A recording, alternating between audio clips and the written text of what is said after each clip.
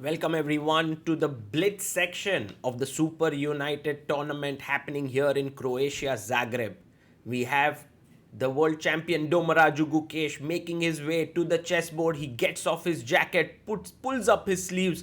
This is Blitz time. It's 3 minutes plus 2 seconds increment, and Gukesh has the black pieces in this big encounter where he faces Magnus Carlsen.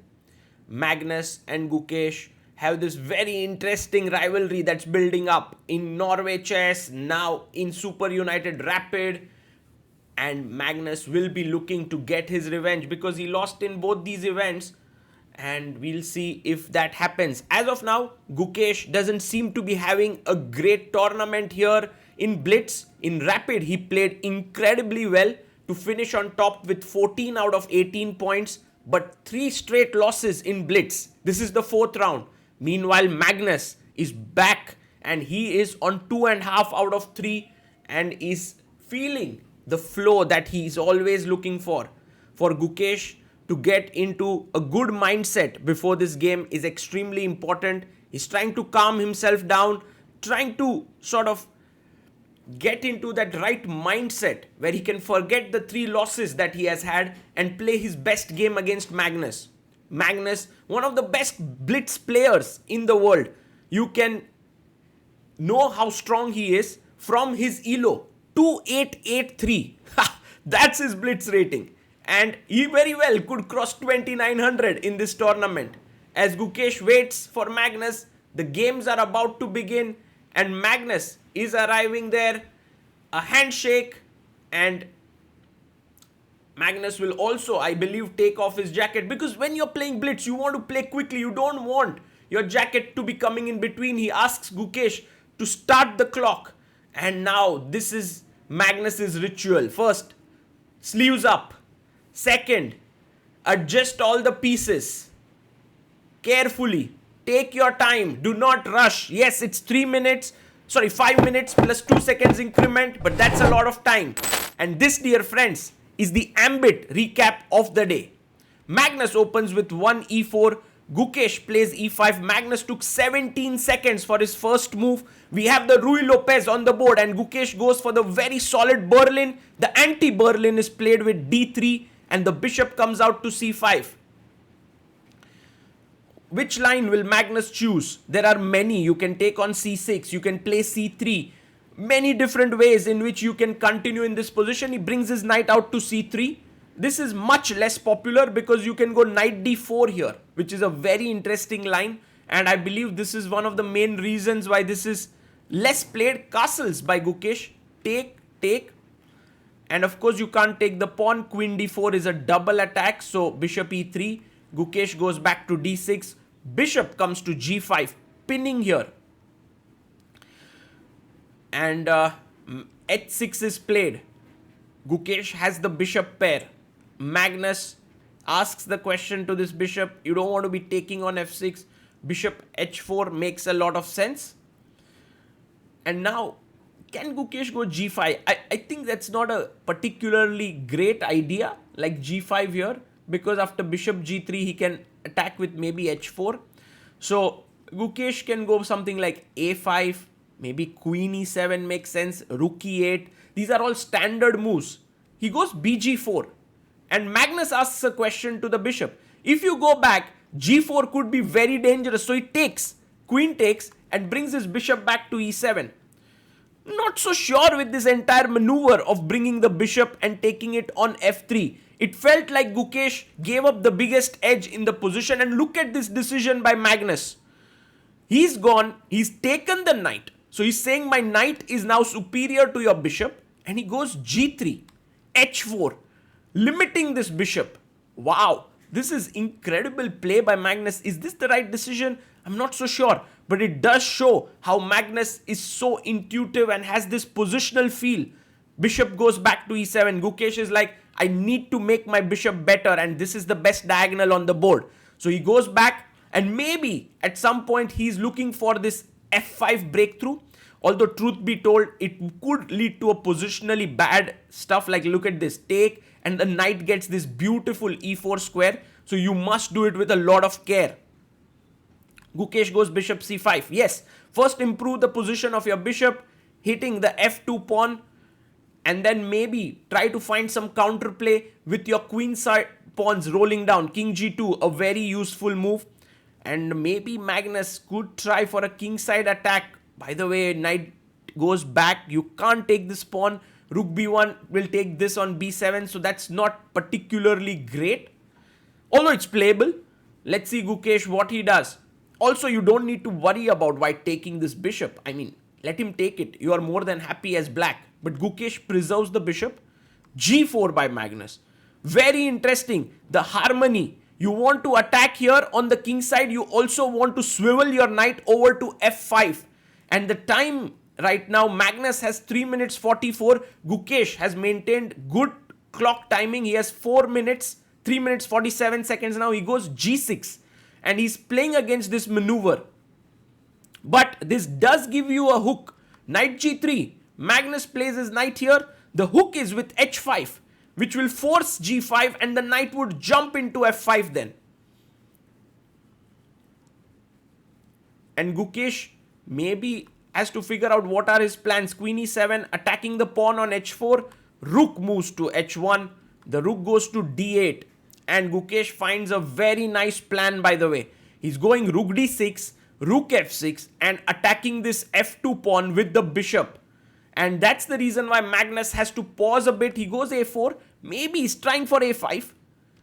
a5. Gukesh himself plays it. Generally, putting the pawns on the same color as your bishop is not a good idea. But here, it doesn't matter much, it feels as of now, because the bishop has a good diagonal. Queen e2. Playing against this plan, Gukesh gets his rook up. Queen goes to d2, attacking the pawn here on h6. The tension is mounting.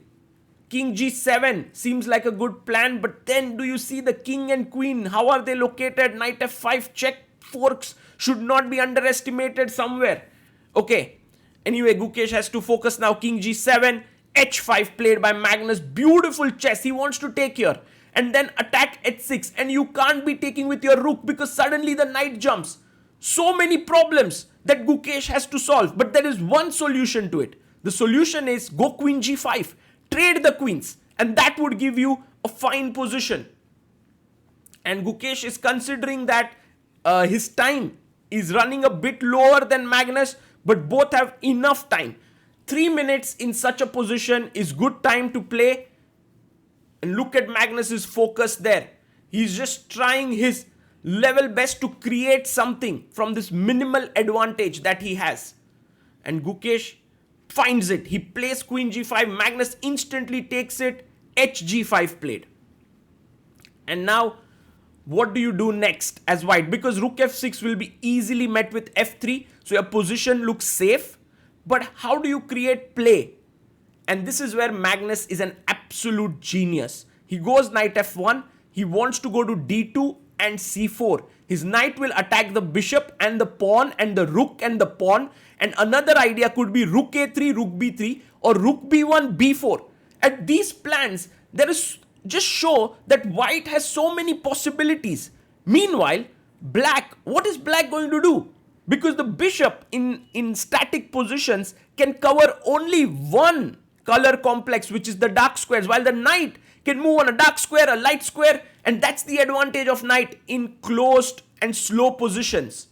But Gukesh has to find his position is fine. You know, play bd4, provoke c3, go back, make d3 weak. These are the ideas that Gukesh does have. And he needs to be very creative here with the black pieces not to fall under Magnus's spell of amazing positional play. But right now, you can feel the tension for Gukesh from his time usage. He's used close to 1 minute. Plays rook f6, Magnus instantly plays f3 and asks Gukesh, what's your next plan now? Well, Gukesh always tries to do something active. My idea is that bishop d4 is a good place for the bishop because whenever it's kicked, the d3 pawn can get weak. You can start attacking here. But I believe Gukesh finds another plan. He goes rook f4, very dangerous plan. He wants to play f5. But more than Magnus, it could get dangerous for Gukesh himself. Hg by Magnus. And you can't take with the king because f5 would have been weak. Rook h3, defending here. Now you can see these pawns are a bit weakened. e5 is isolated. Still the position is holdable. Go bd4, wait here. Or maybe wait with rook f7. Or other rook to f7.